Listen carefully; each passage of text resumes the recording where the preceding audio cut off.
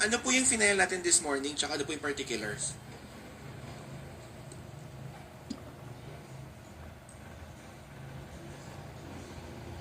Dalawa po yung final natin this morning. Yung isa po yung House Bill number 11192.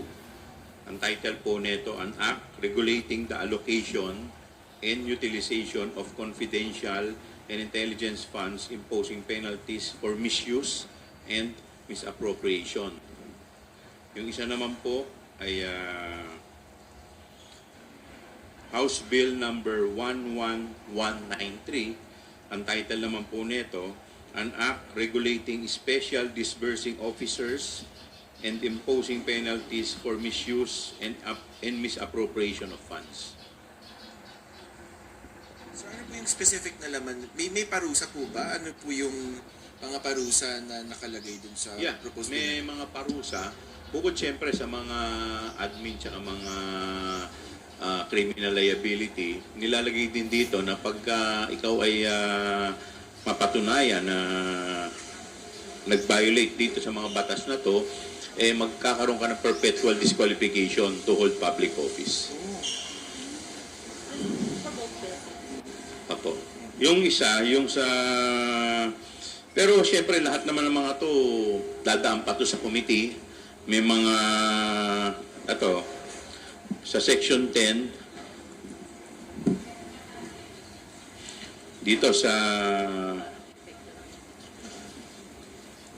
SDO, specifically section 10, penalties, without prejudice to the filing of criminal, civil, and administrative cases, the penalty of perpetual disqualification from office shall be imposed upon the SDO for violation of any of the provision of this act, including loss of benefits. And all of these stemmed from... Dito po sa ating committee hearing. Dito po kasi, originally, pag SDO ka, ang sa ngayon basta't ikaw ay in-appoint lang ng head of agency, pwede ka na maging SDO. So dito po sa ating bagong batas na ipinasa, may mga qualification na po kami na isinaad. Number 1, kailangan siyempre bukod sa kailangan ikaw ay permanent official or employee of the agency. At ikaw ay kailangan may salary grade 24.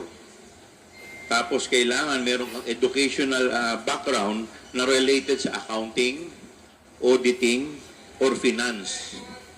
At dapat yung approved fidelity band mo kailangan equivalent sa iyong accountability.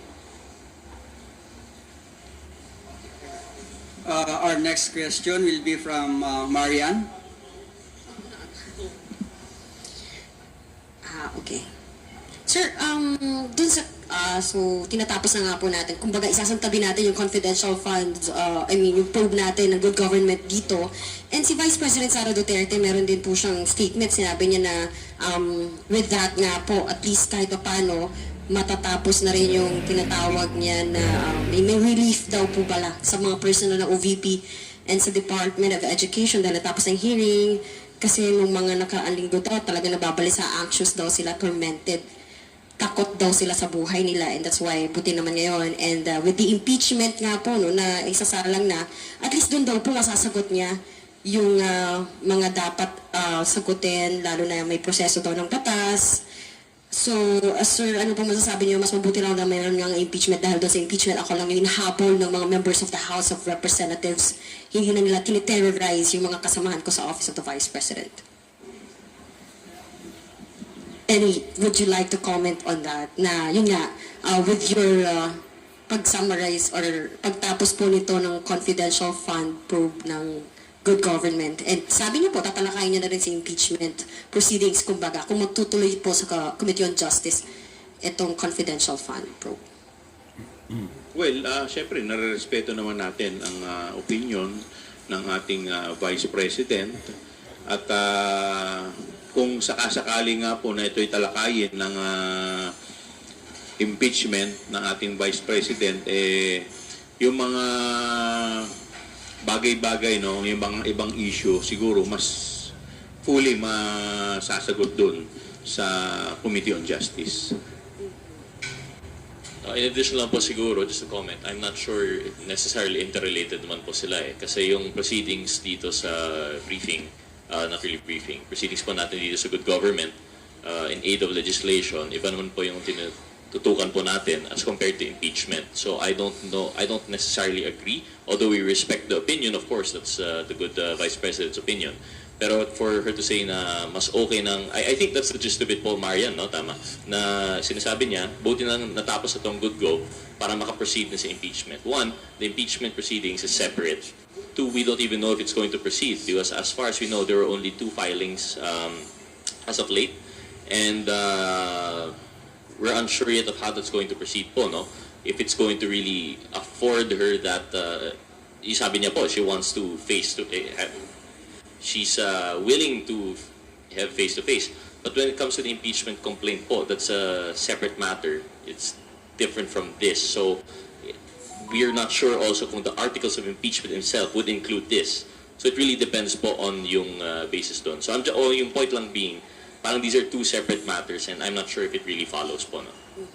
Sir, I understand meron na rin pong parang ilalobby yung Makabayan Block or may nagpapapirma po nga nitong para sa, wanted resolution na po ng impeachment case at diretso na sa plenaryo. Kayo po ba willing kayo? Are you in favor po para pumirma dito sa impeachment resolution? Well, honestly, hindi ko pa nababasa yung laman ng impeachment complaint ng Makabayan Block. So, in the event na ibigay po sa amin to, pag-aaralan po muna namin kung ano yung laman nito. In my case po, personally, di pa po lumalapit yung mga kabayan. I haven't seen yet yung impeachment complaint po nila. So we can't really comment yet, having not seen the articles po. If I understand, Makabayan is only 1 article of impeachment. Tama po ba? And that's very different because I understand, comparing lang to the other impeachment, there were 3 articles, 24 grounds. So you have to consider in po all of that in totality before choosing which one to support po siguro. Sorry. Follow-up lang, sorry, second to the last question. Sir, you mentioned po, Chairman Chua, several times na kulang po tayo sa oras. Tingin nyo, wala na pong panahon dahil nga magkakampanya na eleksyon. Do you think po it's better that this will be tackled, itong impeachment complaint, sa 20th Congress rather than sa 19th Congress? Ano po? Pakiulit. Sabi niyo po, wala nang panahon. Pinaka-challenge po, for example, para isulong nga po ang impeachment complaint kay VP Sara is yung time. Wala pong oras pa dahil magkakaroon na ng eleksyon, may kampanya, magiging busy, lalo na po kayo mga congressistas and senators. Kung sakaling umabot na nga po doon sa Senado yung bilang trial court, at ano po ba sa tingin ninyo? Better ba kung sa 20th Congress, tingin niyo po ba isa lang ang impeachment kesa sa 19th Congress?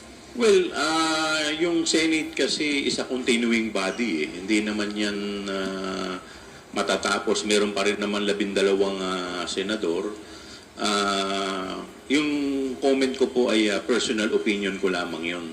At hindi po yun ang opinion ng lahat. So, sinasabi ko lang yun dahil by February, alam naman natin, national campaign na. And by March, local campaign. Although, syempre, ang trabaho naman namin, ang mandato po namin is hanggang end ng June. So, in the event naman na itong impeachment talaga ay umusad, syempre may obligasyon din naman kami na